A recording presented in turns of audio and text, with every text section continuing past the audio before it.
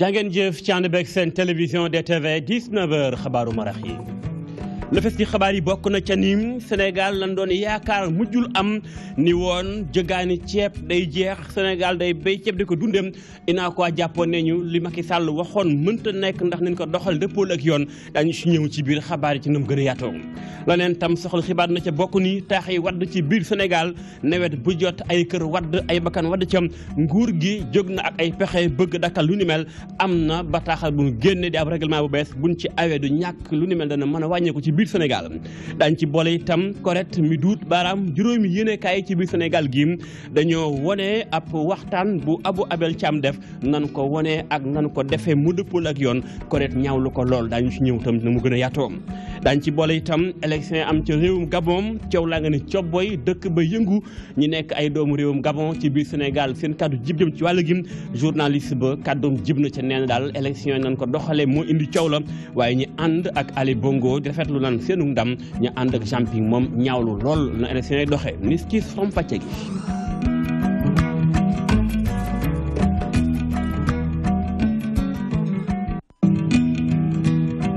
mbokk yi asalaamaaleykum wa rahmatullah ñu leen bu wér ci ànd beek ñun ci seen télévision DTV ñu tàmbali xibaar yi jëm ci lu soxal mbayum ceeb ci biir Sénégal di fàttali leen ni nguur gi njiitum réew mi président Macky Sall moo waxoon ni li fekk atum 2017 Sénégal dina dakkal njëggaani ceeb ca bitim réew ndax li muy bay ci biir Sénégal dañ koy mën dunde muy autosuffisance en riz inaa ko jàppoon ak nañu loolee mënta nekk ndax nan ko doxee ak nan ko waajalee dëppool ak yoon balay mën a nekk kay mooy li fekk atum 2022 mooy gisu ñi ànd ak Ahmed Fall Brahim yënguñu ca dañoo ñaawlu lool bataaxalub déggoo bi nguur gi xaatim seen diggante ak ñiy bay ceeb ci doxu Sénégal gi ñu ni loolee ay caaxaan mënu koo romb Fatou Bintou Diagne. dundee lu ñuy béyee ci ceeb mënul am rek tànk àgguñu 2022 loolu nag ñi ko xamle moo di waa UNACOIS jàppoo. moo tax ñu ne ci façon bi muy dox su fekkee noonu lay doxee xaw ma 2017 mais ba 2020 sax li ñuy bëgg duñ ko am. doxalin bi mooy ñu impliqué ñëpp bu ci nekkee bu ko defee. ku ci nekk bañ a wax ne benn groupe lay waxal te ñu xam ne bay di ko dundee loolu rek moo mën a yóbbu réew mi ci kanam. naxee mbaay bu gën a mag ci at mi ngi am ci convention bi nga xamante ne signé nañ ko ci diggante ñenn ci commerçant yi ak riziculteurs yi nekk ca Saint-Louis te loolu lépp kii di jëwriñ bu ñu dénk wàllum jënd ak njaay mu ko ameloon. il faut que ministre de commerce xam ne signature boobu mu def engagé wul opérateur économique yi nekk Sénégal parce que su fekkoon ne dafay def loo xam ne ñëpp dañ ci gis seen bopp yaakaar naa du ko doxale noonu. UNACOIS du mën a signer pour lu ñuy jaay ak a jënd parce que UNACOIS du générer ay bénéfice bien lucratif la warul signer di jaay ak a jënd ay membre am nag ñi nga xam ne ñoo nekk ci biir mën leen a faciliter ci ay marché yoo xam ne beneen di andil ay yokkute ca la ñuy nekk. ay fan yu néew ñu feetee li nga xamante ni moo di tabaski commerçant yi daal di wax lu leer amul rek benn yokkute bu ñu nar a amal. li ñuy jaay denrée de premier ministre dara du ci manqué mais gannaaw bu manquéwul ba pare nag dañuy wax it ne commerçant yi ñu bañ a profité ba muy cher mais commerçant yi nañ góorgóorlu ba vraiment bañ ko yokk. UNACOIS jàppoo di feddali ab kóllëreem jëmale ci PSE moom nag muy interpellé rek ñi nga xamante ni moo di jëwriñ yi ñu jàppale ñi nga xamante ni moo di entreprise yi nekk fii ci Sénégal balaa ñu jox li gën ñu jóge ca bitim réew. jaajëf Fatou Bintou Diagne ginnaaw mbayum ceeb meeg coow li leneen coow mi ngi lëmbe Sénégal mooy mbirum Ousmane Sonko ginnaaw décret bi ko dàq ci la mu nekkoon ni ab fonction publique fi mu toll nii opposition bi boole seen bopp duppee ko coalition les forces spéciales ñoom de jóg nañ taxaw bëgg a jàkkaarlu président Macky Sall nañu daal bu ndefu ndànk sax daañu nagamal réewum Sénégal ak doxin bi rawatina lépp luy administration ñu ba nga seen loxo Sénégal sooxem ndax jàpp nañu daal lii moom kenn mënu ko bàyyi muy jàll ndax dàqu Ousmane Sonko bi jaay doole moo ko lal sa deex tab dàqum Ousmane Sonko dafa mel ni ñii di centrale syndicale yi duñ ko bàyyi mu yombee noonu loolu moo waral syndicat yi nga xam ne ñu ngi ci wàllu éducation ci wàllu justice ci wàllu commerce ak waa impôt et domaine booloo nañu seen doole tudd coalition des forces sociales li ñu bëgg rek mooy kii di Ousmane Sonko ñu réintégré waat ko ci fonction publique nu mu gën a gaawee ndaxte li ñu jàpp rek moo di nguur gi daf koy jaay doole. bi ñu jàppee ne révocation bi ñu teg muy daan bu ñu teg Ousmane Sonko teguñu ko ci yoon te jalgati la ndaxte ba ñu xoolee ne daan boobu dafa nekk njeexitalu ay violation procédure administration fonction publique yi bu ñu xoolee ne décision boobu lu dangereux la te mooy menacer liberté ak sécurité travailleurs yi bu ñu analyser ba gis ne loolu dafa nekk instrumentalisation administration publique ak ay procédure am ñi ngi dénoncer ak sunu doole ba mu jeex tàq révocation bi nga xam ne duñ ko jël te teguñu ko ci yoon contre Ousmane Sonko di exiger nag sans délai ak sans condition réintégration ci corps inspecteur des impôts et domaines. ñoom coalition bi lee gannaaw ba ñu xamalee nguur gi ne dañoo bëgg ci di Ousmane Sonko duggaat ci fonction publique ñu ngi koy xamal ne rek loolu bu gaawulee am nañ ay plan d'action yoo xam ne dinañ ko teg ngir jàmmaarloo nguur gi ndaxte lii bu continuer ci li ñu jàpp rek moo di travailleurs yi maanaam liggéeykat yi dinañ leen continuer di xoqatal. résolution bu ñu lire tey dinañ ko publier mais également dinañ ko déposer ci yenn ambassades yi pour naxarlu ñaawlu loo xam ne sanction la bu ñu teg ci ndoddu Ousmane Sonko muy inspecteur principal des impôts et domaines mais également dinañu def lu ñu tuddee campagne d'explication et de sensibilisation maanaam dinañ def ay tournées pour rencontrer ay kilifa ci réew mi moo xam ay kilifa diine la wala ay kilifa aada pour expliquer leen situation bi boole ci également ay support de communication moo xam ay t-shirt la wala ay casquettes yoo xam ne mën nañ ko distribuer pour que citoyens yi jot ci. loolu nag buñ ko defee dañuy envisager benn action d'envergure bi nga xam ne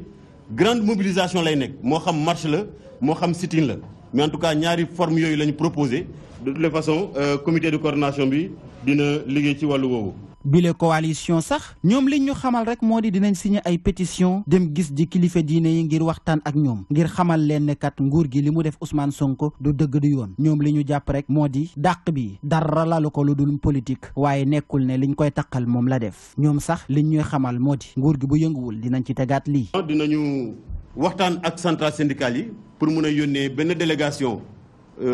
force sociale yi fële ci Genève pour que ñu mën a jébaane également nguuru Sénégal ci wàllu wi. comme centrale yaa ngi fi au moins am na ñetti centrale yoo xam ne ci ñu ëpp doole Sénégal lañ bokk nañu waxtaan ak seen bureau confédéraux yi pour xool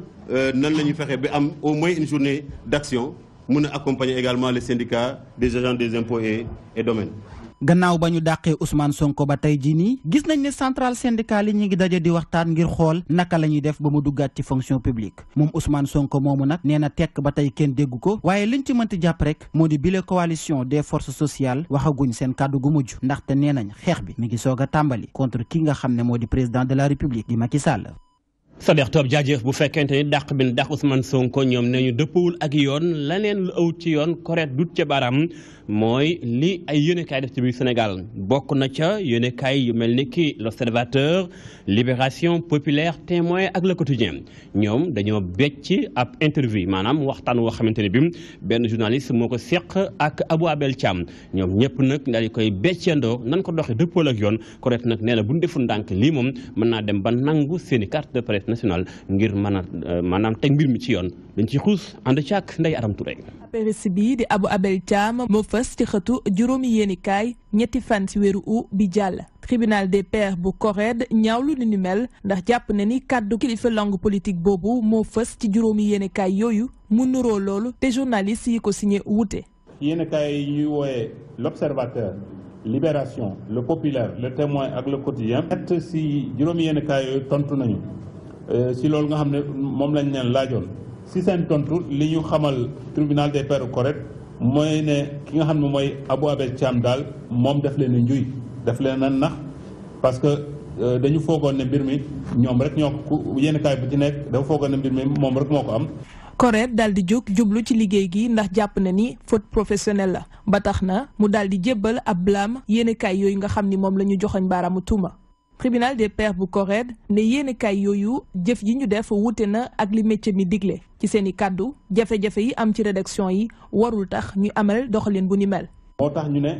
mbir mi dafa nudoo koo xam ne Abou Abel Thiam dafa defal boppam interview bi te itam mu indi ci genre manipulation am ci itam li ñu tubaab bi du fay conflit d'intérêt. tribunal des pairs dogal bi mu ci jël mooy blâmer juróomi yéenekaay yooyu nga xam ne moom mooy le quotidien, le témoin, l'observateur, le populaire ak Libération. CORED di leeral ni taxaw fi ngir doon ab gendarme fas yéene na doxantu ci yenn rédaction yi ngir gën a ñaax ña fay liggéey ci taxawaay bi nga xam ni moom la ñu war a am. jaajëf Ndeye Aram Touré ñu xuus jëm ca Ndar ginnaaw ay jàmm réeroo amoon na waaye waxtaan am na ba gindikoo am diggante directeur hôpital régional ba ca Ndar ak liggéeykatam waxtaan bi nag am na ba tax dañuy wat ndaje mu yaatu ñaari wàll yi seq ko ci teewaayu kilifa yi nguur gi askan wi nag ñoom nañu lii lu baax ci ñoom la ndax ay weer mi ngi nii ñol jàppal bàyyil amoon seen diggante kër ga taxaw kenn mënu faa fajoo ji ndaje ma sax ko teewoon bokkoon na ca Farba Lamine Sall directeur cabinet ministère bi dénk wàllum paju gi am na lum ca dénk Gambi Diagne. Réforme hospitalière mooy texte yi nga xam ne moo lal ñuy gérer hôpital mu nekk thème bu am importance lool ndax moom mooy li ñuy gérer hôpital mais aussi dafa am surtout ay coppite yu bees yu ci ne te coppite yu bees yooyu dafa laaj ñu leeral ko ba ñëpp xam ko ñun suñu warugar mooy fexe ba population bi seen soxla ci wàllu wér-gu-yaram ñu yombalal leen niñ ko koy faje dul yomb et c'est parce que yombul que ñu war di échanger ku ne soo amee xalaat nga indi ko tey loolu directeur bi woote moo tax waa secteur privé ñu ngi fii waa maire yi ñu ngi fii conseil départemental ñu ngi fii gis ngeen personnel bi niñ fi nekkee donc mu nekk acte bu rafet jëf bu rafet boo xam ne dama ci félicité ministre félicité directeur bi loolu ministre bi wax bi may ñëw dafa ma ne boo yeggee nga félicité directeur hôpital nga félicité ñi koy jàppale président conseil d'administration président CME personnel bi syndicat yi parce que ñëpp ñoo ci war def seen loxo. leneen ci xibaar mi ngi soxal mbirum baykat yi ab livre di ab téere lañ ci bind ko ko bind mooy Mamadou Diouf moo jiite confédération des syndicats autonomes ñoom daal dafa gis ni faaw ñu gën a taxaw baykat yi ngir sax seenu xeex gën a mën a ñoŋ ba seenu àq kenn du ca fell lenn buñ bayee man koo jaay seen gàncax du ànd ak njàmbat faaw ñu daal di leen di boole ci benn kuréel ñu am ay syndicat ngir mën a jàkkaarloo nguur gi ba seen i jafe-jafe ñu war ko am saafara waxtaan ba ak livre ba beccigam mi ngi am teewaayu ay kàngam bokkoon na ca Ndeye Fatim Lo. Paysans et partisans itinéraires d'une organisation de travailleurs ruraux mu doon téere boo xam ne day ñëwaat ci jaar-jaaru SCEMS syndicat bi ngankoon baykat yi ak sàmmkat yu nekk fii ci Sénégal ñu nekk ci kaw ga am wàllu gu am solo loolu ngir sukkali koom-koomu réew mi wante faaw ñu booloo taxawal ab syndicat maanaam kuréel yi ñu samp ngir ñu xeex ak yelleefu liggéeykat yi. ñu jàpp itam ne war nañoo wax nettali fi ñu jaar ak kuréel gi la ñu ca jublu itam mooy ñu bokk njàngat li ku ñu xaajee réew mi fukk juróom-ñaar yi ñu weg leen te ñoom juróom-ñaar yi weguñu leen te ñett yi weg nañ leen la tax ñett yi ñu weg leen ñoom ñu bëgg leen néewal doole ñu xam ne kon seen ñàkk booloo la ñu fexe ba ñu booloo. ñu taxawal syndicat boobule dina tax ba baykat yi mën a am seen organisme financier bopp nga xam ne ñoom ñooy tëral njëg gi nga xam ne moom lañ fas yéene jaay li ñu jot a bay. fex yéen a ngi bay seen gerte ba nawet jeex ngeen toog di xaar nguur gi wax leen li ñu koy jënde àggaguñu ak yéen fa ñu jëm ak yéen mooy ñu dem ba taxaw ngeen ne lii la ñuy jënd suñu gerte lii suñu gerte yi nga xam ne ñoo ko ñàkk lii lañ koy jaay ku ko soxla waxaale ak yéen ba ngeen déggoo ci njëkk ngeen mën koo jaay. SCEMC moom nag ñu taxawal ko ci atum 1979 ci téere bi am lu tolloog téeméer ak fukk page Mamadou Diouf moom nag moo ngi jox ni que syndicat bi faw ñu sukkandiku ba mu nekk ab organisation liggéeykat wante ngir mën see àgg nag faw nguur gi jox gëdd gi wax béykat yi. Ndeye Fatim Lo jaajëf leneen ci xibaar mi ngi jëm ci taax yi wadd ci biir Sénégal saa yu ndox ne tokkum ci suuf nga dégg ay kër di wadd ay nit di ñàkk seen bakkan nguur gi nag ne loolee ëpp na faaw mu xool ci pexem am na bataaxal gu nu jël lañ ca bëgg mooy fexe ba koy tabax nga respecté yenn normes yi maanaam teg ko ci yoon waaye it li ñuy jënd kay jaay di ko def ci wàllum tabax ñu gën koo waggar càmbar ko itam ba lépp mën aw ci yoon ndax gis na ni xëy na ñàkk a sàmmanteeg yoon moo tax kër yu bari du yàgg na mu war a yàggee ndaje man ci wate woon yaatu woon na lool ci teewaayu El Hadji Moussa Bey. Dans un contexte où les immeubles s'effondrent comme un château de cartes, les autorités étatiques ont décidé de prendre le taureau par les cornes. Pour ce faire, de nouvelles dispositions sont arrêtées. jaajëf El Hadj Moussa Beye ñu ngi jégalu ma ngay jukki kàllaama ak français ca ñu ngi ci kàllaamay kocc gi la am solo mooy nguur gi daal dafa jël ab bataaxal boo xam te ni bi mi ngi tàmbalee dox ci ñeexantalu weer gi ñu génn ni leen ci 29 août gi ngir nag bëgg daal lépp luy kër buñ koy tabax teg ko ci yoon ndaje daañu ci ñëwaat incha allah bala xibaar yi jëmbul bala muy jeex ak El Hadj Moussa Beye beneen wàll ci wàllum politique jàppale ni coalition taxawu Ndakaaru ñoom daal nee ñu dañoo gis ni bu defu ndànk élection yu jëm tabum au conseil bi ak càcc mën na caa am ndax nguur gi na muy doxee duñ tul dëppoo ak yoon ñu ngi jàmbat ni jotagunu li nga xam mooy fichier électoral bi loolu lépp ban ko boole nañu nag ak càcc képp la waa nguur gi lal ci wàllu guni mel dañ ci ànd ak yore bànqaasub communication ci waa coalition bi ànd ak Khalifa Sall muy Barthélémy Diaz am na lu mu dénk DTV. fichier électoral bi képp kuy candidat nor nga am fichier électoral bi tey waa Pikine am nañ seen fichier électoral waa Dakar nag amuñu seen fichier électoral kon nag lu ñu bëgg a wax mooy am nañ fichier képp kuy nekkoon conseiller génn àdduna bugguñu ñu confectionner ay carte nationale d'identité ñooñu ne dañuy ñëw voter ci turu ñu ngeen xam ne ni yàlla dogal na ñu génn àdduna bu ci tegu tamit am nañ tamit fichier wu bépp conseiller bu nekkul Sénégal surtout conseil yi ngeen xam ne ni dem nañ màkk ñun dañu am suñu fichier te comme ñoom bu ñu joxe fichier ñun yor nañ suñu fichier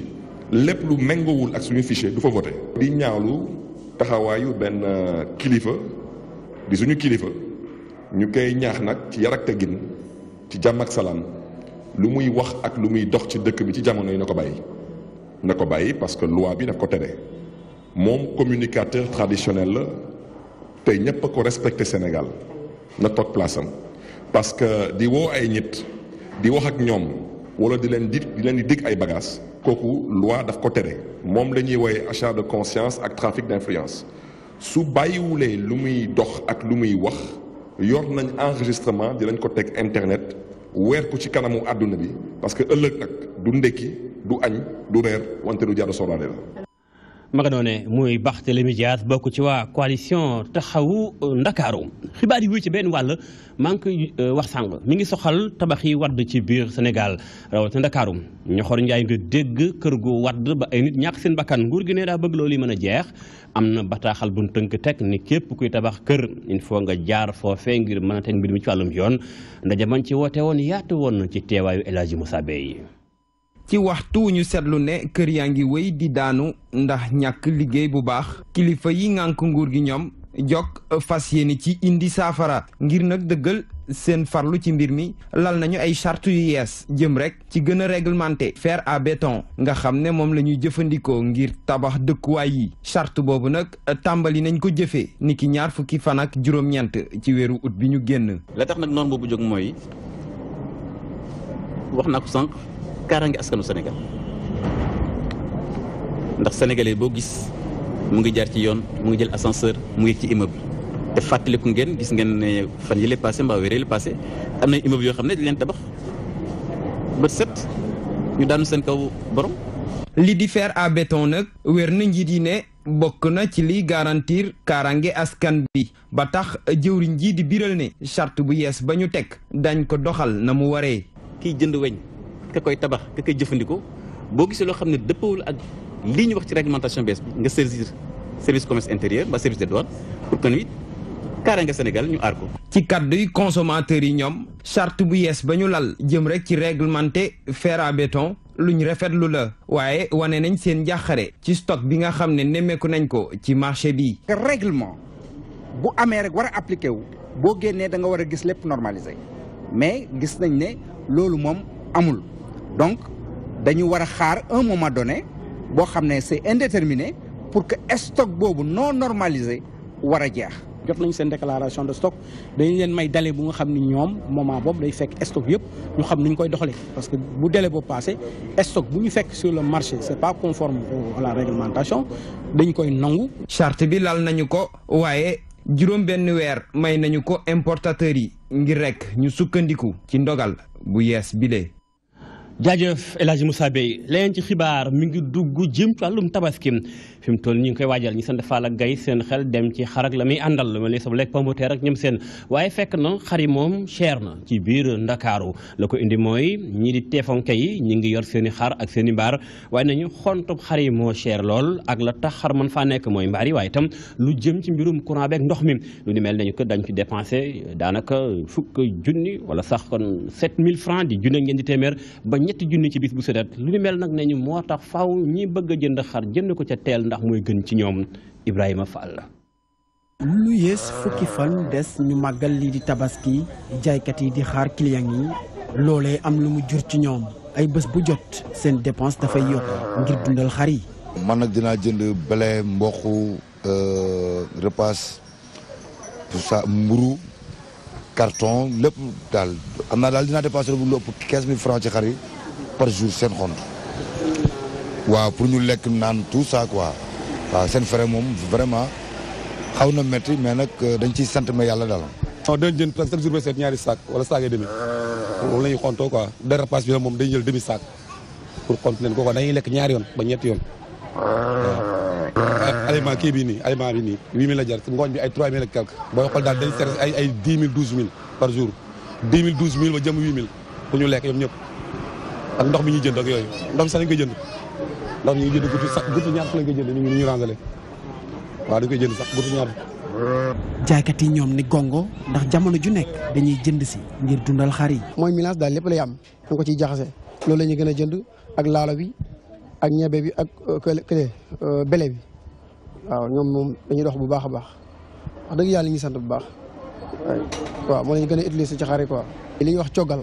nga xam ne àll ba la ñuy jëlee seen i xar andi ko fii ñoom ngooñ mi la ñuy gën a jënd ak ripaas bi. avant ngoon moom ay ripaas ak laalo rek laay jënd jox leen ñun par jour moom kii la ñuy dépensé des fois 1500 des fois 2000.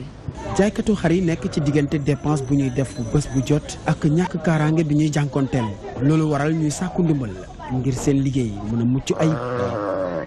jaajëf Ibrahima Fall leneen ci xibaar mi ngi jëm ci wàllum tàggat yaram fexe ba ndaw yi yëngu ci wàllum sport dugal seen loxo ci réew mi ak na muy doxee maanaam ci jëm ci askan wi ak it jëm ci wàllum politique wane seenu xarañaay waaye itam wane ne ñoom daal ñu bëgg seen réew la ñu la ko waral mooy dafa am benn doxalin bu ay kàngam séq Sénégal ak ay partenaire am ànd caak ñu mel ni waa UNICEF lu nu mel ndaje bañ ci woote woon yaatu woon ña ko fekke woon di ay kàngam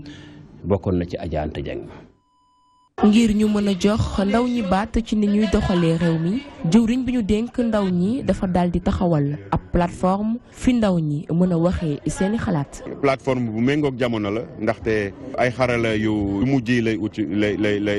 lay ciy bokkee mooy maanaam ndaw bu am téléphone mën nga cee bokk wax sa xalaat ci doxalinu gox bi nga dëkk ci doxalinu réew mi nga nekk ci doxalinu continent bi nga nekk ci doxalinu àddina bi yëpp. loolu ñu ngi ko amal ci ndimbalu UNICEF ak yenn association yi nekk ci mim réew. ñu ñëpp xam nañ ne que ndaw Sénégal ñu ci bari amuñu portable bii nii ba mën a ba joxe seen kàddu te comme que ñoom ñoo ci ëpp nag dañ cee war a bàyyi xel waaye di rafetlu plateforme bi ndaxte xibaar yi ñu ciy jëlee dina mën a dimbali njiit yi pour ñu xam ci yan taxawaay la ñuy amee. ndaw yi nga xam ne ñoom la ñu jagleel boobu les plateforme di ko rafetlu bu baax a baax. YouReport benn service SMS la boo xam ne day permettre tey jii ndaw yi ñu joxe seen xalaat ci lu mel ne santé lu mel ne éducation lu mel ne environnement te duñu fay dara tey jii ndaw boo laaj daf na wër naa Sénégal région bu nekk dem naa fa implante fi lu naan benn club YouReport mais boo demee si ndaw yi boo leen laajee ngi leen est-ce que yéen am ngeen sañ-sañ participer si doxalinu dëkk bi dañ naan la déedéet donc tey jii loolu lañ bëgg yóbbu YouReport tey jii permettre ndaw yi ñuy exprimer wu si tey thématique ki leen sontoon. fii ba 2017 ministre bi ëmb ndaw ñi dafa bëgg ñu am 1,000 junni ci ay ndaw yoo xam ne dañuy jëfandikoo boobu la xarale ndax ñu mën a bokk ci nu ñuy doxalee réew mi. ñu jeexale xibaar yi ak la xew ca Gabon xam ngeen ni démb ak tey jii dëkk baa nga yëngu ci yenn mbedd yi ndax xëy na ñàkk déggoom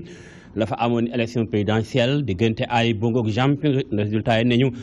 ki nga xam mooy Ali Bongo moo jël raw gàddu ga lu mel tax na ñi di ay doomi Gabon ci biir Sénégal jàngat ko indi seen xalaat ci wàllu gu ni mel journaliste bi nga xam mooy Régie Moukala moom daal gis na ni élection yi nañ ko doxale moo indi coow lim waaye ñi ànd ak Jamping ñoom ñi ngi ñaawlu ñi ànd ak Ali Bongo ñu ngi rafetlu Codé Ndiaye.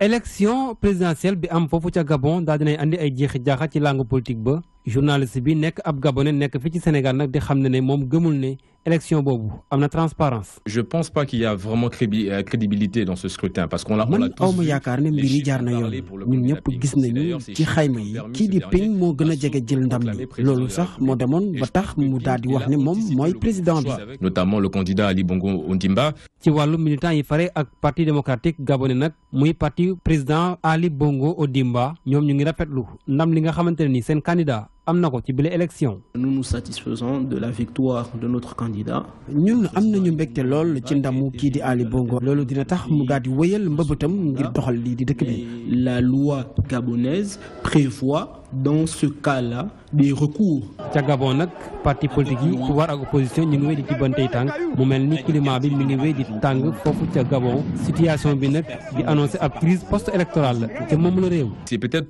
très tôt sinon trop tôt de parler de crise. dafa teel loolu bu ñuy wax ne ay judd na foofu ndax askan bi am na kàddoom waaye na mu ko defee xëy na moom moo xaw a jéggi dayoo. C'est le seul moyen que le peuple a pour se faire entendre. Il y a encore évidemment des recours. kujje politique bi xam nañu fa ñu war a jaar ngir wone seen naqar ci mbir mi loolu moo gën ñuy yàq li nga xamante ne askan bee ko moom. Aucune raison de brûler des édifices publics. ci wàllu taxawaayu communauté internationale nag gis-gis yi daal di wuute. man am naa yaakaar bu baax ne ñi nekkee ci bitim réew war nañu cee mën a sóob seen loxo ci élection yi nga xamante ni man dama jàpp ne am na lu ci lëndam bu baax. Il ne faudrait pas que l'Union européenne warul jéggi wareefam ci mbir mi naan compter bureau par bureau suñu loi waxul loolu. Des résultats, il y a une diffusion qui se fasse bureau de vote par bureau de vote. élection bi am ca Gabon ba léegi livréegul ay secret mu mel ni situation bi mi ngi wéy di tàng ci diggante pouvoir ak opposition bilan bi nag fi mu nekk nii am na ñaari doomu aadama yu ñàkk seen bakkan ci ay manifestations. jaajëf Codé Ndiaye waaye itam jaa ngeen jëf bokki ànd ak ñun ci seen télévision DTV lii moo la laaj ci xibaaru marax yi gërëm leen bu wér waaye bu leen toxal seen seetaan xibaar yi jëlee ñëwaat léegi ci français ak Léna Sarr bu 20h jotee lay doon ñu bokk ñaanal ñëpp incha allah pananum jàmm ila liqa